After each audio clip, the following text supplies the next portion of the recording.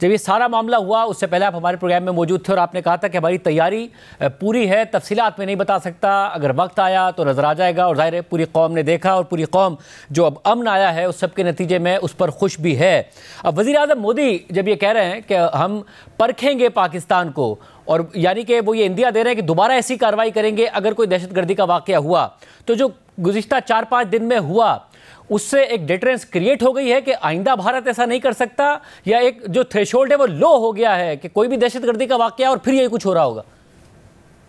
देखिए, मैंने पहले भी आपको बताया था कि जो डिटरेंस होती है ये रैशनल एक्टर्स के दरमियान में होती है, और जो इरैशनल एक्टर्स होते हैं, जिस तरह इररिस्पॉन्सिबल बिहेवियर का मुजाहरा किया भारत की सरकार ने और फिर वो करते ही चले गए, और उसके बाद फिर ये उन्होंने एक पाकिस्तान के ऊपर हमला किया, पाकिस्तान रिस्पॉन्डेड, और उसके बाद एकदम से सीज फायर, बाकी तफसीलात आपको पता है कि सीज फायर कैसे हुआ, क्यों हुआ।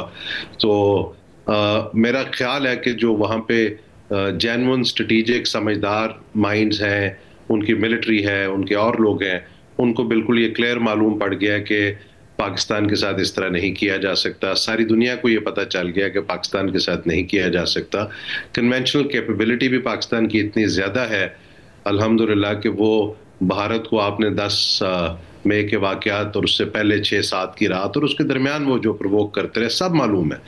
एक्चुअली उनके एनालिस्ट को भी पता है, सबको पता है, अब तो दुनिया सारी देख रही है। तो अब ये कह देना is a sign of a man who is lost the plot, जिसकी गेम अभी इज लॉस्ट इट। तो अब उसने कुछ तो कहते रहना है अपने लोगों को सेटिस्फाई करने के लिए, but I think deterrence has been रीएस्टैब्लिश्ड।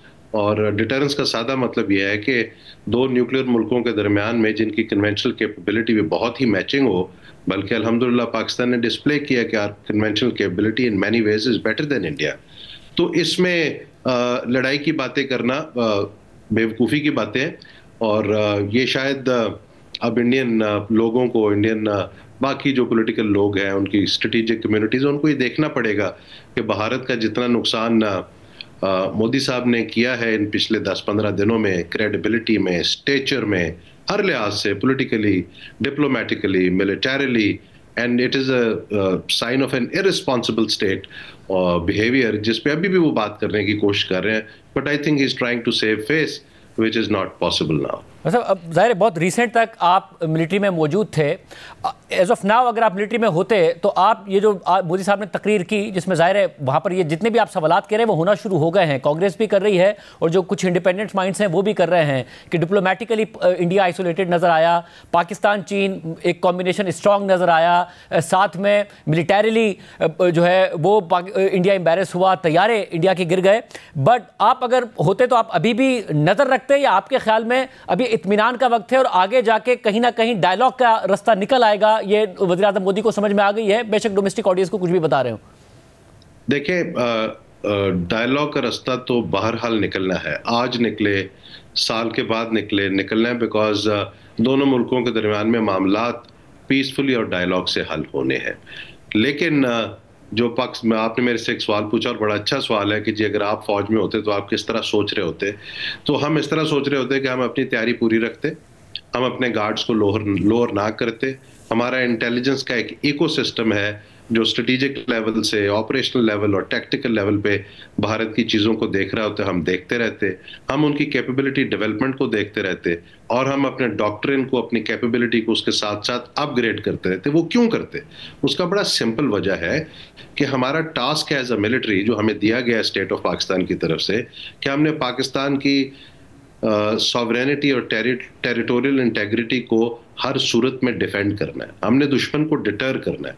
अगर वो खुदा ना खास्ता इरैशनल दुश्मन है और वो डिटरेंस को तोड़ने की कोशिश करता है जैसे कि की गई, तो हमने डिटरेंस रीस्टैब्लिश करनी है from a position of strength, जो पाकिस्तान की मिलिट्री ने with the help of people of Pakistan और तमाम पाकिस्तान के जो एलिमेंट्स हैं, जिसमें हमारा मीडिया भी शामिल है, पॉलिटिकल लीडरशिप है, पाकिस्तान के अवाम है, पाकिस्तान की मिलिट्री है, पाकिस्तान की एयरफोर्स है। And let me tell you, let me present my, अल्लाह भी प्रेज, सबसे पहले let me present my great compliments to Pakistan Air Force, Pakistan Army and great compliments to Pakistan Navy, जिनका बहुत कम लोगों को पता चलता है कि वो कैसे पाकिस्तान के समंदरों को प्रोटेक्ट कर रहे हैं। सो हमारा काम है ये, we will continue to monitor what is going on there and keep our capability up to speed. साहब, और मिलिटरीली अगेन आपके ख्याल में टर्निंग पॉइंट क्या था जब हमने उनके तैयारे मार गिराए और बैनुल अक़वामी मीडिया में हेडलाइंस लग गई और बात हो रही थी कि पाकिस्तान ने जो भारत ये सोच रहा था कि उसकी सुपीरियॉरिटी है, उसको उस इंप्रेशन को ख़त्म कर दिया, मगर उसके बाद भी उन्होंने ड्रोन भेजे, फिर मिसाइल हमले कर दिए। तो टर्निंग पॉइंट क्या था? हमारा जवाबी मिसाइल हमले करना, उनके S-400 को इनफेक्टिव करना, क्या आपके ख्याल में टर्निंग पॉइंट था जिसकी वजह से वो सीज फायर पर माने? देखें जी, दुनिया ने पहले उनको समझाने की कोशिश की, या जितनी भी की, Indians went ahead with what they wanted to do, और उसमें 6-7 की रात बड़ा डिफाइनिंग मोमेंट था। और मेरा ख्याल है कि शायद ये वेस्ट के लिए भी it was also a bit of a surprise. Indians के लिए तो ये सरप्राइज था ही था। उनका ये ख्याल था कि शायद Indians have enormous say domination over Pakistan, और वो अपनी सर्जिकल स्ट्राइक और whatever they want to call it, इसके साथ they will get away with it. They did not get away with it. They suffered tremendous losses. इस पे तो papers लिखे जाएंगे, बातचीत होगी। It was a classic एक इलेक्ट्रॉनिक वॉरफेयर और बाकी सारी चीज़ें उसमें शामिल। पाकिस्तान का जो इकोसिस्टम था of their defensive response, that was very superior, और उस पर अब लोग बात करें। तो टर्निंग पॉइंट तो वहां से शुरू हो गया था। फिर उस एम्बेरसमेंट से बचने के लिए उन्हें अपने जहाज तो पीछे कर लिए, बट अपने ड्रोन्स के साथ आने शुरू हो गए, and their drones were also disposed of.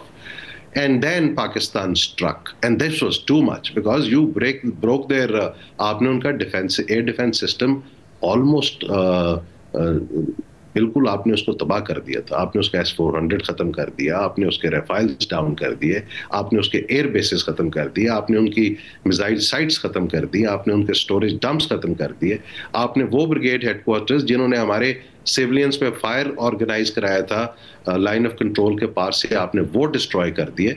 So this was it was not going in India's favour at all.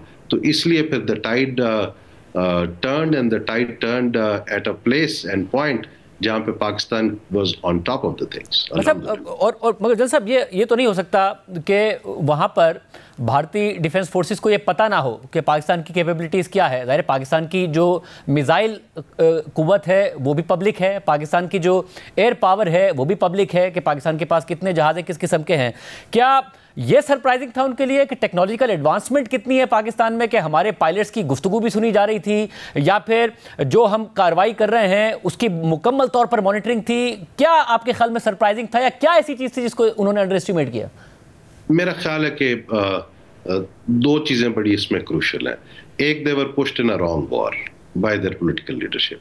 दूसरा, मुझे ये मानने में ज़रा अजीब सी, it is difficult for me as a professional to say कि इंडियन मिलिट्री को हमारी कैपेबिलिटी का नहीं पता था। लेकिन अब मुझे ये महसूस हो रहा है कि वाकई कुछ हमारे पास ऐसी कैपेबिलिटीज़ हैं। अभी तो बहुत थोड़ी डिस्प्ले हुई है, and I am telling you with lot of honesty, थोड़ी सी डिस्प्ले की हैं पाकिस्तान ने अपनी कैपेबिलिटीज़।